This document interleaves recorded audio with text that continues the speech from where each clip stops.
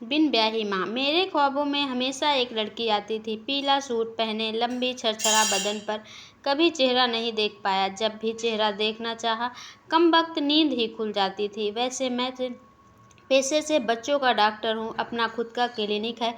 वो आज मेरे क्लिनिक आई थी, पीला फ्रॉक सूट पहने, हाथों में चूड़ी, आंखों में काजल, कानों में बड़े बड़े झुमके पहने बहुत सुंदर लग रही थी।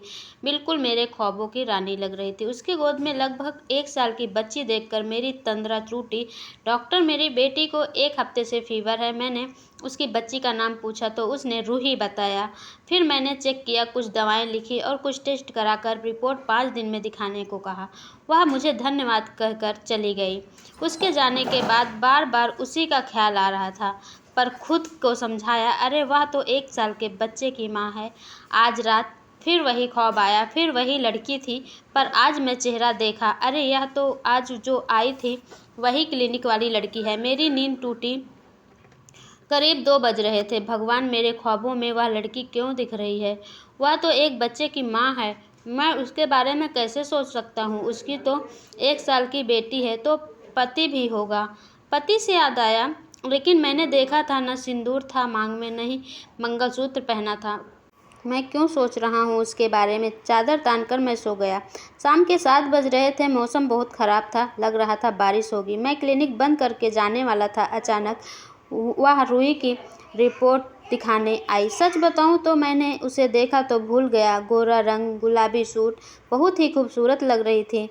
उसने मुझसे कहा, जरा रिपोर्ट देख लीजिए, मुझे घर जाना है, मौसम भी खराब हो रहा है। मैंने कहा, ठीक है, बस 2 दिन बाद दवा बंद कर देना। तेज बारिश शुरू हो गई थी। बाहर निकला तो वह बाहर खड़ी थी। इतनी तेज है और रात भी हो गई, जल्दी मिलेगा भी नहीं, मैं छोड़ देता हूँ। थोड़ा सकुचाई, फिर बैठ गई। थोड़ी देर हम दोनों चुप रहे। सोचा यही मौका है उसके बारे में जानने का। फिर मैंने ही बात शुरू की, आपका नाम क्या है? उसने अपना नाम मेरा नाम, आपका नाम प्रफुल्ल है, पर्चे में देखा है, बताने की ज़रूरत नहीं है। मुझे खुद पर हंसी आई। सोचा आप शादी के बारे में पूछ लूँ। आपको देखकर लगता नहीं कि आपकी शादी हुई है और आपकी एक बच्ची भी है। वह मुस्कुराई और बोली, मेरी शादी नहीं हुई। तो मैं तपाक से पूछ लिया, ये बच्ची? कुछ बताती इससे पहले उसका घर आ गया। धन्यवाद बोलकर वह चली गई। मेरा मन पहले से ज़्यादा उसके बारे में सोचने लगा। क्या वह बिन ब्याही माँ है? बार बार खुद खुश हो रहा था। अच्छा मौका था उसके बारे में जानना। हाथ से चला गया। सोच रहा था कि आखिर बच्ची किसकी थी। धीरे धीरे 1 हफ्ता गुजर गया। एक दिन मैं शाम को उसके ऑफिस की तरफ जा रहा था। वह ऑटो का वेट कर रही थी। मैंने कार रोक दी और बोल दिया, चलिए मैं आपको छोड़ देता हूँ। मैंने कॉफ़ी पीने को कहा। हम दोनों अब बात करने लगे। पहले मैंने रूही के बारे में पूछा, कैसे है अब आपकी बेटी? कुछ डर लगा मुझे कि कहीं गलत सवाल तो नहीं पूछ लिया। फिर उसने बताना शुरू किया। करीब 1 साल पहले मेरी बड़ी बहन मानवी दीदी को डिलीवरी थी। उस दिन वह जुड़वा बच्चों को जन्म देने वाली थी। डॉक्टर ने बहुत कोशिश की, लेकिन एक बच्चे को ही बचा पाई। एक बच्चा और मेरी दीदी दोनों को नहीं बचा पाए। उसके ससुराल वाले रूही को अपनाने से इनकार कर दिए कि यह भागिन अपनी आते ही अपनी माँ और अपने भाई को खा गई। अब रूही की जिम्मेदारी मेरी और मेरी माँ की है। माँ सोचती है मैं रूही की जिम्मेदारी उन पर छोड़कर शादी कर लूँ, पर माँ की अब उम्र हो गई है, रूही की जिम्मेदारी उन पर नहीं छोड़ सकती। मैंने फैसला किया कि शादी मैं उसी लड़की से करूँगी जो मेरी रूही को भी अपना सके, वरना बिन ब्याह कर ही मैं उसकी माँ बनकर रहूँगी। माँ ने बहुत रिश्ते देखे, पर बात रूही तक आके रुक जाती थी। मुझे उसे देखकर प्रेम हुआ था। आज उसके विचारों से मेरा प्रेम दुगना हो गया। उस घर में उसे छोड़कर खुद घर आ गया। आज मैं बहुत खुश था। मैंने सोचा लिया था कि मैं उसे बिन ब्याही माँ बनकर नहीं रहने दूंगा। मेरी खुशी मेरी माँ से छुपी नहीं थी। बेटा, तू बड़ा खुश लग रहा है। मैंने माँ को पूरी बात बताई और कहा, मैं मुग्धा से शादी करना चाहता हूँ। माँ मेरी समझदार और खुले विचारों वाली थी। उन्होंने कहा, अगर तुम मुझसे शादी कर रहे हो तो उसे पिता का नाम देना चाहते हो तो मुझे कोई एतराज़ नहीं है।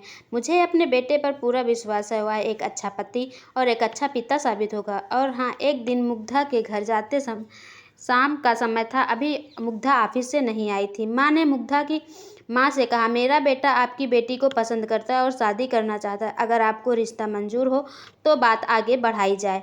पर रूही, मुग्धा की माँ ने गोद में रूही को लेकर कहा, आप उसकी चिंता ना करिए, आज से यह मेरी पोती है। मुग्धा की माँ मुग्धा के लिए खुशी थी, कितना अच्छा रिश्ता खुद चलकर आया है। एक बार मुग्धा हाँ कर दे तो बात पक्की हो जाए। तब तक मुग्धा भी घर पर आ गई। प्रफुल्ल को ऐसे घर पर देखकर वह हैरान थी। माँ देखो, आपकी होने वाली बहू आ गई, करोगे मेरे बेटे से शादी? माँ ने आते ही उसे सवाल किया। कुछ सोच में पड़ गई तो देखो बेटा, अगर तुम रूही को लेकर सोच रही हो तो मत सोचना, यह आज से हमारी जिम्मेदारी है। शादी होगी जहाँ बहू के साथ पोती भी आएगी। मुग्धा ने माँ के पैर छुए, माँ ने उसे गले लगा लिया। अब जल्दी ही हमारे घर बहू बनकर आ जाओ। दोस्तों, आशा करती हूँ आपको स्टोरी पसंद आई होगी। स्टोरी पसंद आई हो तो मेरे चैनल को सब्सक्राइब कर दें, लाइक कर दें, शेयर कर दें। मिलती हूँ मैं अगले वीडियो में।